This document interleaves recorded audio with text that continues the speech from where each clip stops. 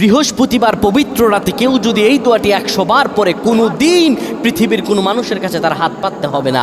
পৃথিবীর সব কিছু তার পায়ের নিচে আল্লাহ হাজির করে দিবেন।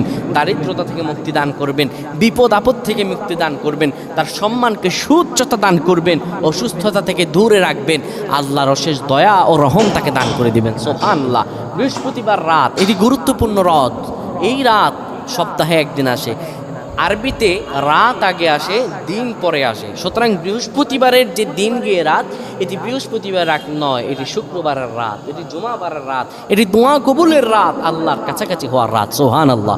এই বৃহস্পতিবার রাত আল্লাহ তাআলা বান্দার দোয়া কবুল করেন। কেউ যদি বৃহস্পতিবার রাতে ঈশা নামাজের পরে পবিত্র হয়ে ইয়া হাইয়ু ইয়া হাইয়ু ইয়া হাইয়ু ইয়া রফিয়ু ইয়া রফিয়ু ইয়া রফিয়ু এই দোয়াগুলো পড়তে পারে 100 বার, আল্লাহ রাব্বুল আলামিন তার